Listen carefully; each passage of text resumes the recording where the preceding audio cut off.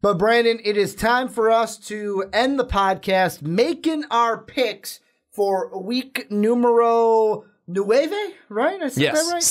C.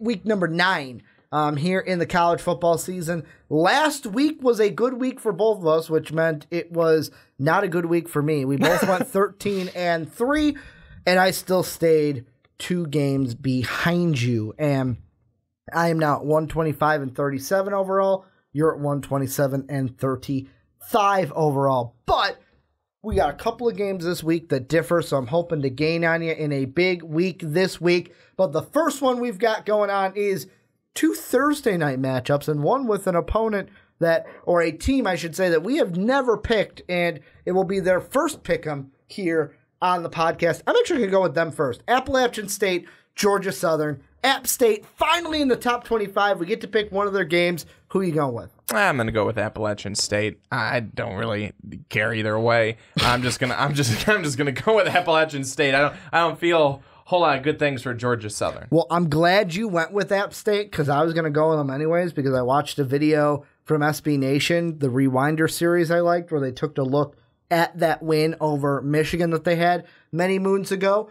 So even if they lose, I will not gain a loss on you for this one because I'm going to go App State as well. Then we got a Big 12 matchup. This one actually happening, kicking off a half hour earlier, but I wanted that App State one to start off the segment. Baylor going into Morgantown to play the Mountaineers from West Virginia. Who you got? Well, see, West Virginia, they really played a poor game against Iowa State. Iowa State played a really good game. I think that I could probably phrase it a little bit better and say it that way because Iowa State played really well while West Virginia just did not. So I don't want to say this is another trap game. It's good that West Virginia is at home, but Will Grier, he cannot turn the football over. It's great that he gets 300, and 50 yards every week and 4 touchdowns, but when you also have 3 to 4 interceptions, that doesn't really do a whole lot for you. I'm going to pick with the Mountaineers and pray that they get the win. Yeah, I'm going to go with the Mountaineers as well. Baylor is a team that does not scare me if I'm the Mountaineers, and we will wait how this team plays when they do play Texas, when they do play Oklahoma to end out their season. Then a Friday matchup here. We've got Utah going into Pasadena in the Rose Bowl to play Chip Kelly and the Bruins. I'm going with Utah and the Utes, not one Ute, but 2 Utes getting the win here in Pasadena against the Bruins. Yeah, I'm going to go with Utah too. They played really well, and they're playing against UCLA, a terrible team. Well, and then we get our Saturday matchups, the first one of the Big Ten Variety. We talked about both of these teams in the first segment of our podcast this week. Number 20, Wisconsin, going up against Northwestern. Brandon, who you taking in Evanston this Saturday? Who am I taking in Evanston this Saturday? See, Ricky, here's the thing, is that you look at the way that Wisconsin has played out the season. They've been good, and they've been not so good. Northwestern, they've been also that team that's been good and not so good. But here's one thing that Northwestern has going for them right now. They are playing at home, and they've got a big home crowd behind them. They're not at Camp Randall. Don't have to worry about Wisconsin's crowd. They've got their own crowd. Wisconsin, not a good passing team. They're all about the run game. If Northwestern can stop it, Northwestern gets the win, and guess what? I've got a special feeling. I'm going to pick Northwestern in the upset here. I like them at home. They've already played spoiler to Michigan State. Why not do it for the Badgers? Yeah, I am not going to go with the same side of you, and I'm hoping I get the win here to kind of catch you on the win-loss record meter, but I got to go with Wisconsin in this one. I think they got a little bit of their mojo back when they beat the Illini. You don't really get weekend. Mojo back when you beat Illinois. You just continue to roll with the season. It's kind of like a cupcake team at the beginning of the year. You kind of get your wheels turning. You kind of take out some revenge from the loss that you had before it. I don't know when we're ever going to be good, but I'm hoping it's sooner or later for my orange and blue. But I'm going to go with the Badgers to get the win over Northwestern. I'm not just picking that because Northwestern is our rival. Then we've got an ACC matchup. This one, usually in the past, we're very hyped for. This year, not so much. 7-0 Clemson, now the number 2 team in the country, going up against Willie Taggart's 4-3 Florida State Seminoles. I think this is easy. Clemson, go Tigers. Florida State has finally started to get it going a little bit, but I still think there's just going to be so much for Clemson. Travis Etienne has been great on the ground. I think that the Clemson Tigers get a big win. Then we've got the game that we talked about earlier, Florida, Georgia. If you want to hear exactly what we feel, go check out that segment. But Brandon, who you got? The Gators or the Bulldogs? Again, special feeling. I'm going with the Florida Gators. I have liked what I've seen from Florida the last couple of weeks. They're on a 5-game winning streak. They've been playing some pretty good football. Even when it looks like they might be down and out, they are not.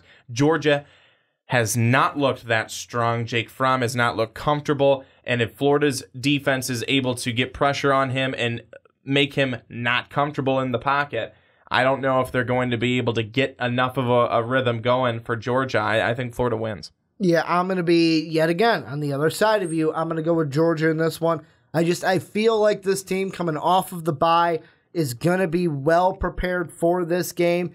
Could be a close one, but I've got the Bulldogs squeaking it out against Florida, who doesn't play well, away from the Swamp. Then we go back to the Big 12. We've got Kansas State and the Thundercats going up against Kyler Murray and the Oklahoma Sooners. They're a 24-point favorite, and I got to go with the Oakland A's prospect and Kyler Murray. Yeah, got to go with Oklahoma here.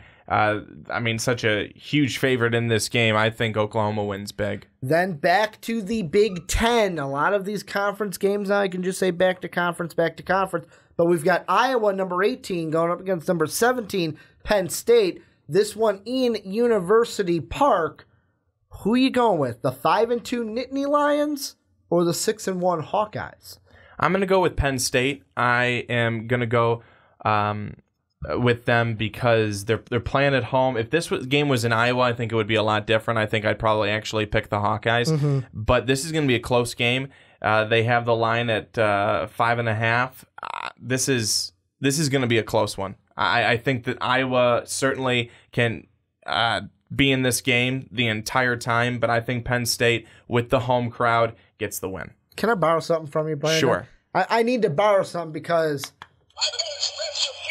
I've got a special feeling about this one. I'm going with the Hawkeyes to get the win over the Nittany Lions. Have not liked what I've seen from Penn State this year. James Franklin, talk about Ohio State being exposed. James Franklin has been exposed this year, and the Hawkeyes are going to do that in University Park in Penn State. They will get the win. Iowa beating up not beating already. up. I just want to say we have 3 different ones already. 3 different ones, possibly, maybe even more. But I've got Iowa over Penn State. Then we've got one that could be the same. We've got the South Florida Bulls going up against the Houston Cougars. Well, the Cougars don't have Tom Herman as their head coach, so I'm going to pick. I'm going to go with Charlie Strong and the Bulls. I'm going to go USF as well. That's all I needed to say. USF. Then the next one I think should be easy too. It's in Mizzou, but Mizzou playing host to Kentucky should be an easy one for the Wildcats. Yeah, and funny, Mizzou's got the line at 6.5. They're at home, and I still think that Kentucky will get the win here. Again, Kentucky eventually is going to have to try and find a passing game, but for now they're just going to keep going with Benny Snell Jr. on the ground. He's been outstanding. Keep pounding it with him. He's the one that we kept talking about in our Kentucky preview earlier in the year.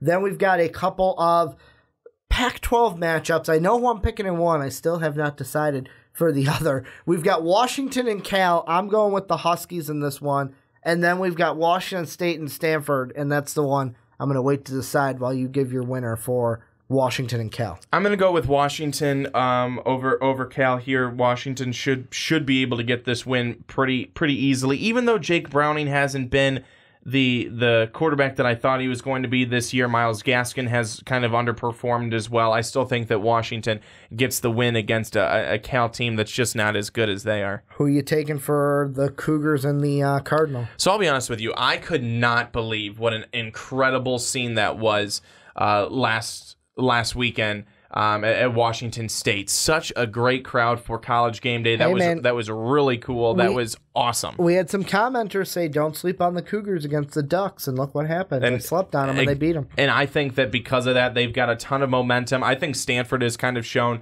how they can be exposed this season. They also have shown that they're not that great. Washington State's, I think, playing with a big chip on their shoulder. I think they get the win. Yeah, I'm going to differ from you. I'm going to go with Stanford. This one being at home for the Cardinal. They will go ahead and get the win. This one is actually, if I could borrow your button again, B, I didn't realize this one. It just doesn't seem like an upset, but I guess it is with Washington State being 14 and Stanford being 24. Then we've got SEC, Texas A&M, Mississippi State. Mississippi State, this is another one. They're set the line at 2.5, but they are the unranked team to the Aggies' 16th ranked. Yeah, I'm going to go with Texas A&M, though. I think that they get the win. They've been playing better throughout the season. I mean, you just look at how they've played in the SEC, too. Texas A&M at 3-1. Mississippi State, that's flipped at 1-3. Their only win is against Auburn, an Auburn team that has underachieved this year. I think Texas A&M should win this game pretty easily, actually. Yeah, I mean, I haven't been picking the Bulldogs a lot, and it's been working in my favor, so I'm going to go ahead and pick against them again. This time, Texas A&M getting the W over the Bulldogs in Starksville.